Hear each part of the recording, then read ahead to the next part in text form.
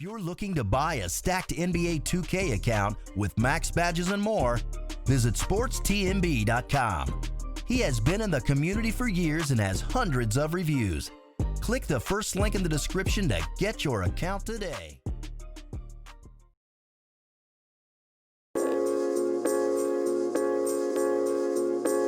Carmelo Anthony signed with the Portland Trail Blazers a few weeks ago, and I actually got my initial reaction to this recorded because he just so happened to be signed right as I was recording the podcast with Mojo.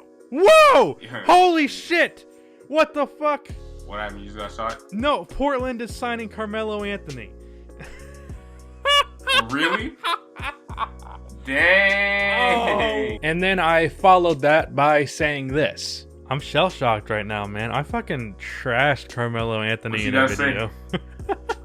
I said he has no place in the NBA. I mean, I can't say that I didn't say that he had no chance of making an NBA roster. I just said I don't think he should.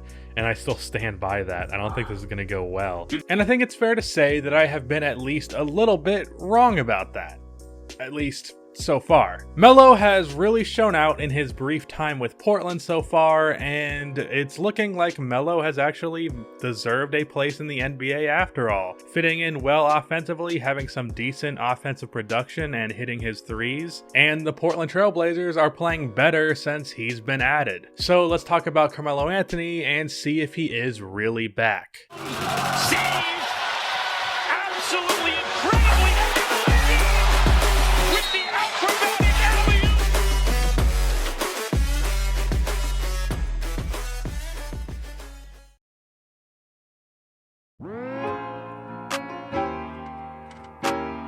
So far this year, Carmelo Anthony is averaging 16 points per game as well as 5.9 rebounds, and he is doing so shooting 41% from the field, which is not great, but he is shooting 39% from downtown, and he is doing so taking 4 threes a game, and he has done this in 31 minutes of action a game in 12 games, and he's doing this with a 51% true shooting percentage. And diving deeper into the shooting stats, he is shooting horribly at the rim at just 53% from 0 to 3 feet, which is 12% below the league average. Finishing at the basket was probably the weakest part of Melo's offensive repertoire. Not that he's been too bad at it, just not comparable to the level of mid-range and three-point shooting that he's always had. He shoots 59% at the basket for his career, which for a player of his magnitude and size is not great, being that it's below league average. But I don't think he's going to continue to shoot that poorly at the basket. However, he is shooting nearly a career high 45% from mid-range, which is saying a lot. I expect that to die down a little bit. Now let's talk about the most important thing with Melo at this point, and that is his three-point shooting. Three-point shooting is Melo's most valuable asset at this point in his career, and he's currently shooting 39% from downtown on 4 attempts a game, which is great. The scoring that comes with him is often inefficient, so you only want him in a little bit of his ISO situations. His biggest asset is his shooting, and so far he has shot the ball very well, which I think can be what keeps him in the NBA. Now let's talk about why Melo has been able to have this type of production and why it appears, at least from the eye test, that he is back. I think the reason he's had such a semblance of success so far is how much the Blazers have embraced him. I believe it was the Portland Trail Blazers general manager who said that the Blazers need Melo as much as Melo needs the Blazers, and that was pretty much true. And that kind of mindset was not coming from any other team in the league. After a really slow start in the West, with a 5-9 record, the Blazers signed Melo because they really needed some scoring because Dame was out and CJ was struggling. Since the addition of Melo, they are now 5-7, which obviously still isn't a good record, but it's an improvement. The Blazers embraced Melo for what Melo thinks and says he is, rather than what the league thinks and says he is, allowing him to shoot a lot of mid-range shots. Melo is shooting the highest percentage of his shots from mid-range of his career, whereas with the Rockets, he was shooting the lowest percentage of his shots from mid-range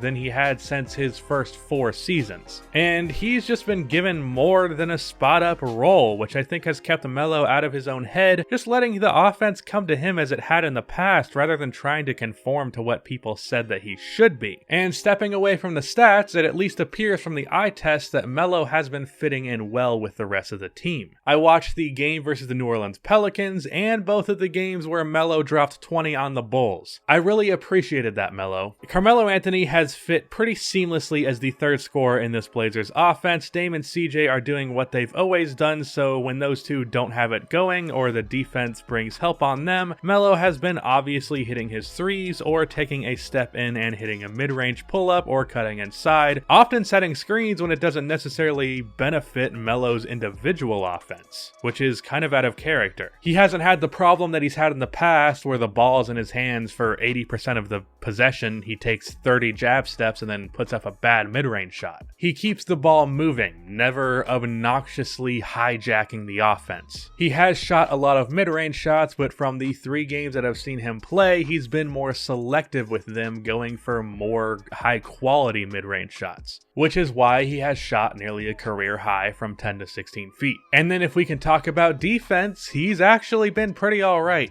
at least by comparison. He has the best defensive box plus minus he's had since his last All-Star season with the Knicks, and that's coming with a team that has a bottom 10 defense in the NBA. Now, Melo is only 9th best in defensive plus minus with this team, which is not great, but Dame and CJ are also right there with Melo, and in the past few years, Melo has been second to last to the Rockets and dead last with OKC. So being just a bad defender is actually an improvement for Melo, who is typically a horrible defender. I tweeted this during Melo's first game against the Pelicans, where I saw him having some agency on defense, that I think the reason that Melo as well as Dwight Howard have made a lot of changes to their game is the fact that they were at this point barely in the league. The fact that both of these guys needed to change up their mindset and play style to make the NBA has made them perceptive to change. When Melo and D12 were both easily NBA players, they had no need to make big changes. Once the negatives outweighed the positives, there was no reason to sign them. So for Melo and Dwight, you have to start making those negatives less negative. So Dwight Howard stopped posting up and tried harder on defense because he had started lacking in that area, and he earned a spot in the NBA. And for Melo, he has tried harder on defense. His poor IQ, below average size for a 4, and below average athleticism has made him still an overall negative defender, but a bad defender is a whole lot better than a black hole on defense. But it is definitely worth mentioning that he unfortunately has a negative offensive box plus minus, which, unlike his defensive plus minus, is second to last on this Blazers team, just ahead of Mario Hezonja, who as a player is essentially useless. And unlike defense, the Blazers are a good offensive team, ranked 11th in offense this year. So it appears that so far Melo has actually hurt the Blazers offense, but it is worth mentioning that this is only 12 games in. I think that's an important asterisk here. And it's after almost a year without playing in the NBA or any sort of professional basketball for that matter. But overall, I am still negative on Carmelo Anthony. Because when you compare Melo's numbers this season to the numbers he was putting up in OKC, which as a reminder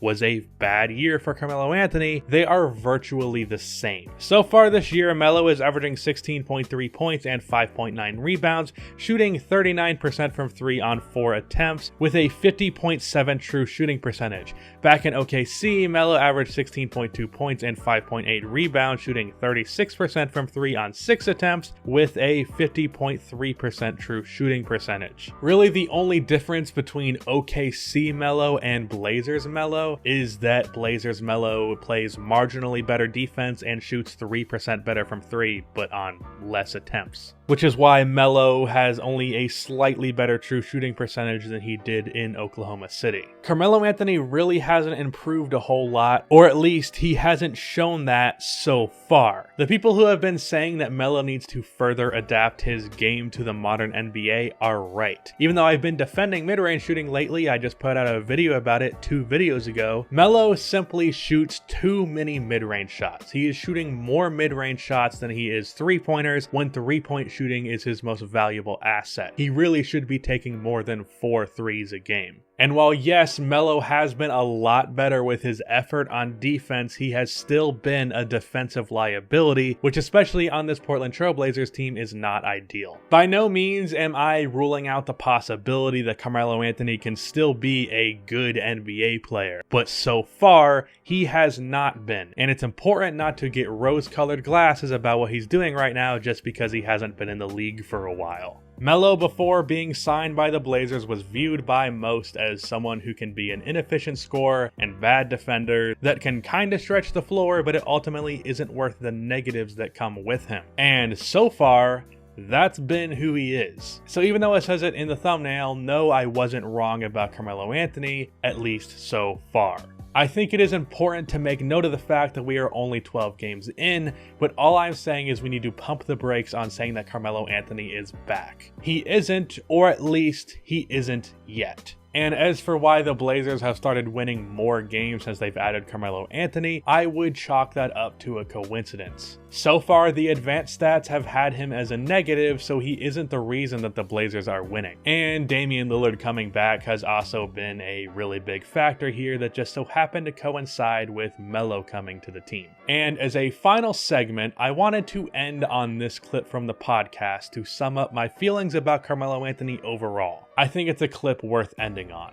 I hate when you criticize a player, people will just assume you're rooting against them, because I'm definitely not. Yeah. Like I want Carmelo to be decent again. I'd like him to be like a 15-point bench scorer.